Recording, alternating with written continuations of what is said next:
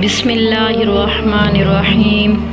कभी कभी अल्लाह आपको मुश्किल में डाल देता है। जानते हैं क्यों? इसलिए कि आप अपनी मसरूफियात के चक्कर में उससे बात नहीं कर रहे होते।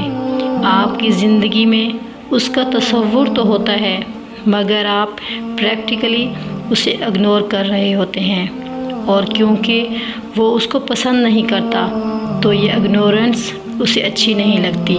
वो आपको वापस बुलाने के लिए कुछ दिन के लिए कोई मुश्किल भेज देता है।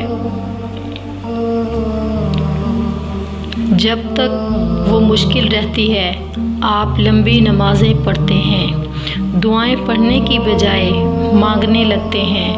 आपका कानूनी ताल्लुक़ फिर से एक जज्बाती ताल्लुक़ में बदल जाता है।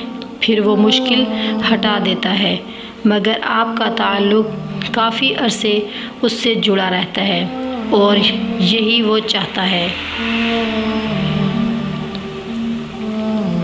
आपका रब आपसे दूर नहीं जाता, बल्कि आप अपने रब से दूर जाते हैं। अल्लाह किन लोगों से मोहब्बत करता है? अल्लाह सब्र करने वालों से मोहब्बत करता है। बेशक अल्लाह इंसाफ करने वालों से मोहब्बत करता है। बेशक अल्लाह उन लोगों से मोहब्बत करता है जो उस पर तवक्कल करते हैं। बेशक अल्लाह उनसे मोहब्बत करता है जो तौबा करते हैं। अल्लाह पाक रहने वालों से मोहब्बत करता है। असल महरूम वो है जिसने अल्लाह के रास्ते को पहचान लिया और फिर भी उससे एराज़ किया।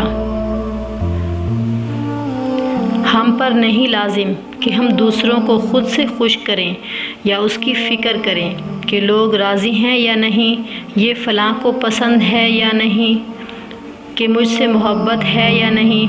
हम पर सिर्फ़ ये लाजिम है कि हम हर हाल में इस बात की फ़िक्र करें कि अल्लाह मुझसे राज़ी है या नहीं, अल्लाह को ये पसंद है या नहीं, अल्लाह को मुझसे मोहब्बत है या नहीं।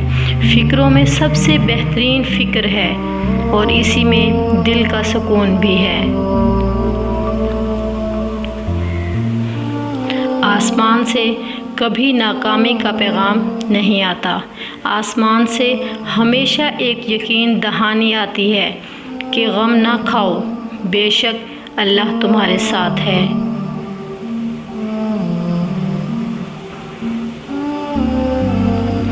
बंदे जब उसके सामने अपना हाथ फैलाते हैं तो अल्लाह फरमाता है, मैं उसे कैसे खाली मोड़ दूं, जबकि उन्होंने मुझसे मांगा। अगर मैंने ना दिया तो वो किससे मांगेंगे? तो उनकी झोलियों को मैं क्यों ना भर दूं? वो तो खुद कहता है कि आओ मुझसे मांगो। अल्लाहु अकबर। दुनिया वालों से मांगो तो वो नाराज़ होते हैं, अल्लाह से मांगो तो वो खुश होता है।